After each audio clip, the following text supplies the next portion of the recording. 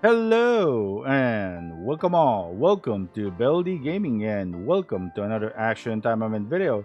And on this video, we will discuss Cara Cromwell's blue build. However, we will go a little in depth on her weapons and overall gameplay since she needs a lot of investment to do good damage on higher level play. And yes, folks, she is free for gems as seen here. The what's this? Limited time beneficial sales period, which means next week she will be free for gems. Alrighty, since that's all cleared up, she's free for gems. Let's start with her weapons. So currently right now, guys, I am on a hybrid of a free-to-play build and a paid build here. So if you already invested with Astaroth, go with the arena weapons. You can use either Crimson, Amber, or Viridian weapons. I choose Crimson here just for the aesthetics because red, because red. That's it, pretty much for blood. So the main reason why we're using this is for the attack and crit. Arena weapons are best starting weapons for any player. So there you go, guys. Even if you got this one out of five, not 5 out of 5, it is good, and I can guarantee it because I already have tested this. I've lab Kara, and yeah, she works well even with 1 out of 5 arena weapons. All right, so what's her best weapon? Of course, the package weapon here, guys. It's the Sanguine Brace. And pretty much, yeah, I butchered that name. But yeah, I'm just gonna call it Brace. So yeah, for each drop of blood, you have damage dealt increased by 1%. The cost of blood to enhance skills is reduced by 5%. Skill damage of demon type allies is increased by 6%. So this passive is actually pretty good if you're going to use this for Tama VR and you have demon type allies like Felicia and Spinel and Ingrid, basically other demon type characters. And then the cost of blood enhances skills is reduced by 5%, so pretty much you won't use that much blood stacks on Kara. And the best thing about this is that for each blood you have, damage dealt is increased by 1%. The cap of the blood stack is 30%. So basically, if you are capped, you are doing 30 more percent damage. However, guys, if you got this 5 out of 5, as you can see here right now on screen, it is going to be 2%. So basically, it's twice. So 60% damage. So basically, 30 cap. If you already have it at 30 cap, and then times 2, boom, 60% damage.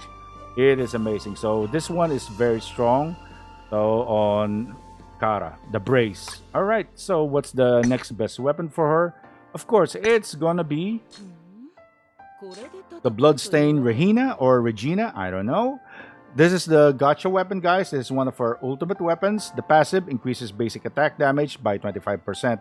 As I know, this is about 45 or 50% damage when you got this 5 out of 5. So it comes second on the damage with the paid weapon. Of course, paid weapons are quote unquote pay to win weapons, as you know, guys. Yeah, gotcha game. Yeah, you pay and yeah, you get better weapons, but you need it to be 5 out of 5. So there you go. But if you're feeling lucky and you're a free to play player here on Action Time, yeah, you can just pull for this weapon and you get this 5 out of 5. Boom, you got a very good weapon that is almost similar to the package weapon. There we go. However, it doesn't have the other benefits as well. So that's it. It's only for damage. All right. Active skills: shoot drops of blood, dealing damage equal to 220% of attack, and gains 10 additional drops of blood. So you will gain blood and you will actually do damage. However, at the cost of 5 particles. So it's more on the passive skills than anything else. All right. So just get this 5 out of 5 if you're feeling lucky, and if you're waiting for this weapon, yeah, why not, all right, next weapon. If you are a free-to-play player, guys, this is the best I can actually tell you. It is the Photon Bracelet. This is actually very good for Astaroth and Kara because it increases critical rate by 28%, 5 out of 5. And if you want to enchant this is a low investment weapon to actually be enchanted. Attack is average, and crit rate is above average as well. So there you go. And then, yeah, there's another weapon here that is good for Kara. It is the critical weapon, basically the Momochi weapon, the Kasha Dokuro. Passive: each critical hit increases the damage dealt to target by 8%. Stacks up to 5 times. So this is pretty good for damage dealt, and it will stack up to 5 times. But it's only for 7 seconds, but it's good enough. Increases critical rate by 36%. This is the active skill for 12 seconds. But it takes out 6 particles. So there you go, guys. That's the crit weapon, the Momochi weapon, that Kara can actually also use.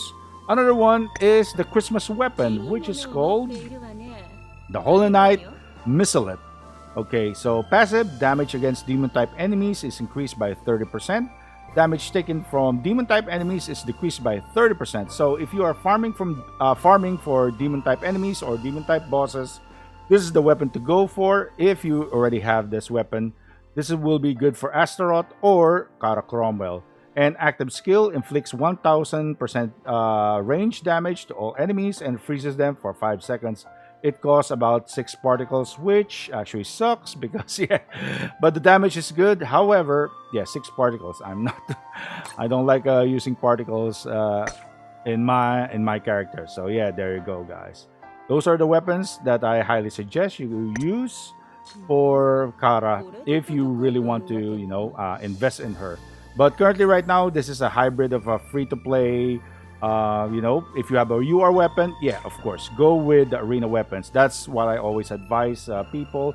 Get the arena weapon, 5 out of 5, and you are good on high-level play. And then if you have enough, stuff, enchant it. There we go.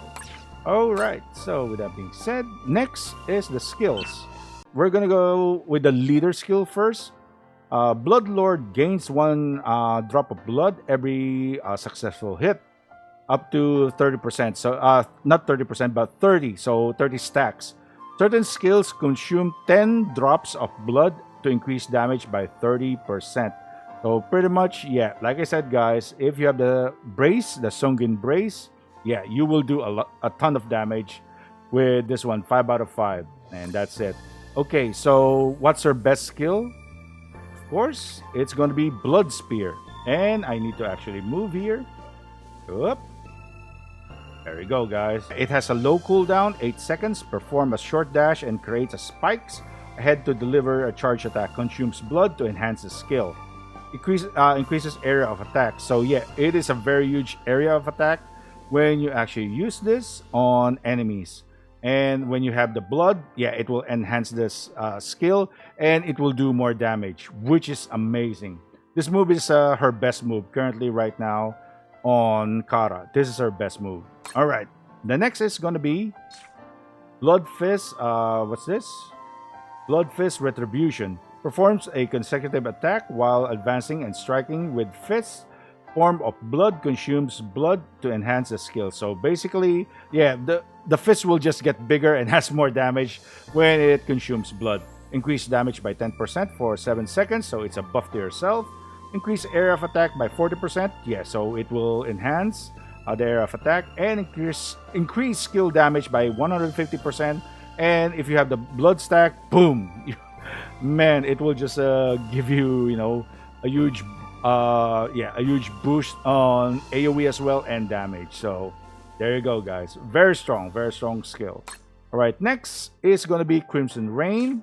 So this one I can suggest. This is her healing skill, but it sucks. However, guys, it has a low cooldown and deals an area of attack that absorbs blood from enemies in front, heals 2% of lost HP when using the skill, and gains 5 drops of blood for each enemy hit, which is pretty good as well. Increase the area of attack by 50%, so you have a huge margin to actually hit enemies. And as I've seen here, if you have a large enemy, you basically are just gaining stacks with this one. So it is pretty good. It is very, very good. However, guys, the healing sucks. So there you go, guys. That's my gripe on this one. The healing sucks. That's the main reason why you can actually trade this out if you don't want to heal. Go with this skill, guys, for the third for the third skill for free-to-play players. This is called Crimson Presence. When performing an extreme dodge, she is shrouded by Crimson Presence, maintaining the maximum number of blood for 5 seconds. During this effect, blood does not decrease. And yeah, one set of blue increased critical rate by 10% for 7 seconds, which is actually pretty good, which you can actually increase your critical rate. So there you go, guys. You can basically have 30% blood stack just like that. It is a very good skill to use if you don't have any, if you don't have the sanguine brace, or you're having a hard time to actually blood stack. This is very strong, guys, for free-to-play players. However, yeah, I kind of like this one's, because yeah, I'm me, guys, I'm a healing guy, so you can actually use this on this one. However, guys, you can actually use this on both if you have the 4th skill slot. So you can actually use it with the Crimson Presence if you have the 4th skill slot. If you bought Heavy Sheikah, or you use the free ones that are given away from Action Taimamin themselves. So yeah, but in my opinion, I'd rather use Bloodblade. Why? Because it basically speed for Cara. The main reason why I don't use Crimson Smite, it is very powerful, but it is very short range. The last attack is the only one that is good with range. Bloodblade, however, is very fast, and it hits a lot of enemies, and you can actually stack blood stacks. It is amazing. So that's the main reason why on the 4th skill slot, this is the one that I actually use. Alrighty. Oh yeah, next will be the supporters, guys. We're gonna go to the supporters, and yes, we are using a demon type supporters here. So yeah, Saya Neo.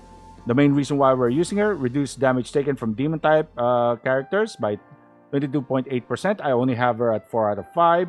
Increase the skill damage of demon type characters by 17.5%. So increased damage taken by demon type characters. However, your skill damage will also be increased.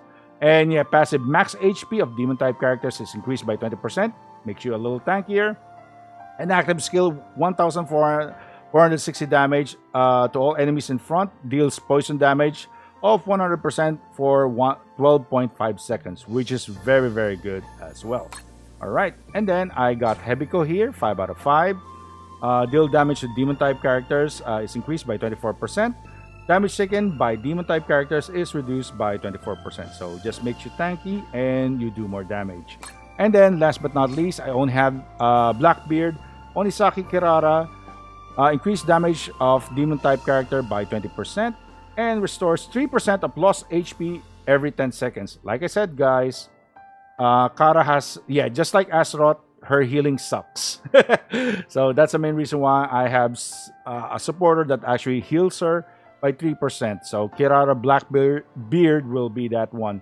If you don't have Kirara Blackbeard, just use any other supporters that actually increases, demon type damage, or a shielding supporter like Shisui if you are, wailing. So there you go. All right, as your main.